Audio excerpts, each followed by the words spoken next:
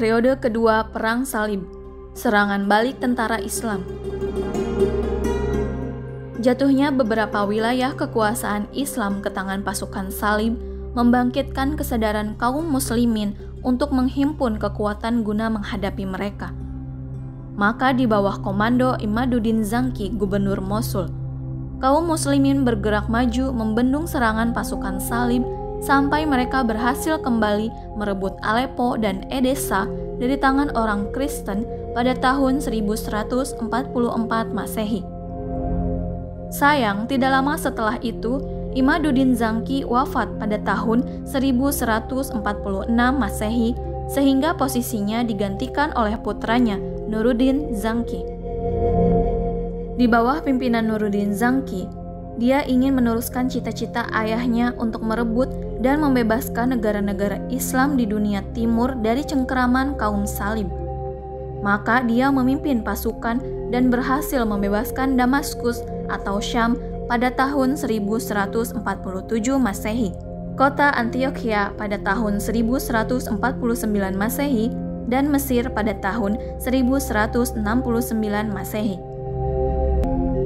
Pasukan Islam selanjutnya dipimpin oleh Salahuddin Al-Ayyubi atau Saladin. Dia berhasil membangkitkan semangat umat Islam untuk memerangi tentara Salib.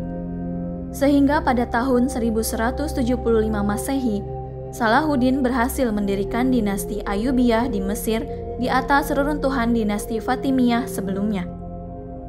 Dia juga dapat membebaskan Baitul Maqdis pada tanggal 2 Oktober 1187 Masehi, setelah dikuasai oleh orang Kristen selama 88 tahun.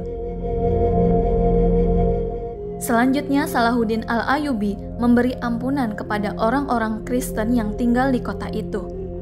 Hal itu bertolak belakang dari sikap orang-orang Kristen pada waktu merebut kota itu dahulu. Mereka membantai penduduk dengan tidak berperi kemanusiaan. Keberhasilan kaum muslimin meraih berbagai kemenangan, terutama setelah jatuhnya Yerusalem, membangkitkan kembali semangat kaum Salib untuk mengirim ekspedisi yang lebih kuat untuk memerangi umat Islam.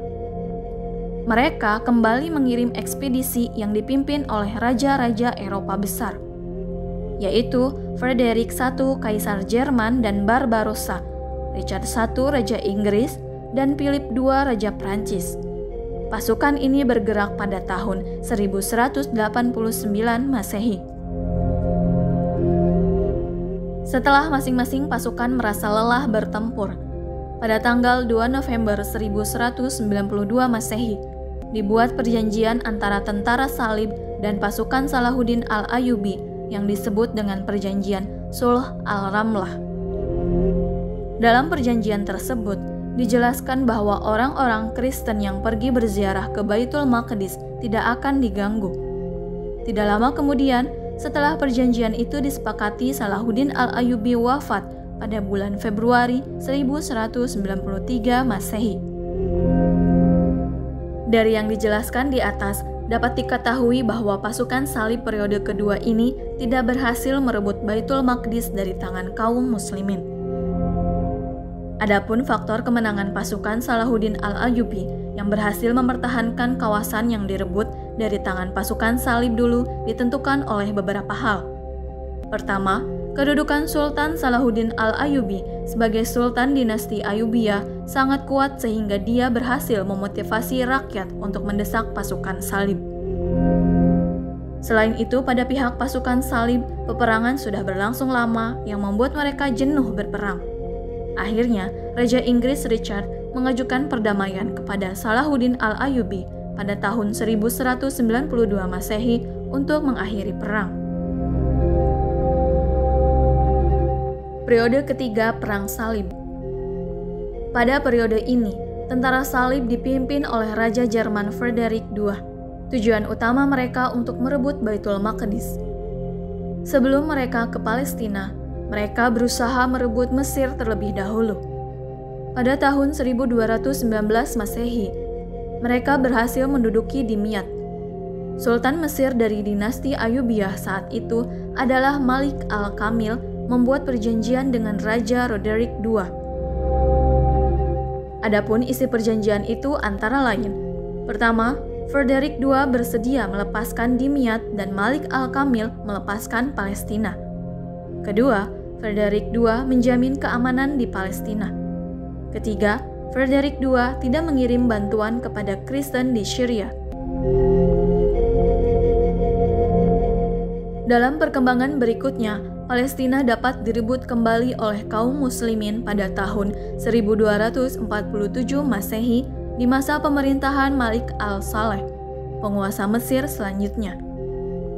Dengan demikian, semua kota-kota yang pernah direbut dahulu oleh pasukan salib, kini semua telah berhasil direbut kembali oleh kaum muslimin tanpa terkecuali. Oleh sebab itu, Perang Salib telah berakhir pada tahun 1291 Masehi setelah berlangsung hampir 2 abad lamanya. Meski pihak Kristen Eropa menderita kekalahan dalam Perang Salib, namun mereka telah mendapatkan hikmah yang sangat besar nilainya dari Perang Salib. Mereka dapat berkenalan dengan peradaban Islam yang sudah maju. Bahkan, peradaban yang mereka peroleh dari dunia timur menyebabkan mereka bangkit yang disebut dengan masa Renaissance di Barat.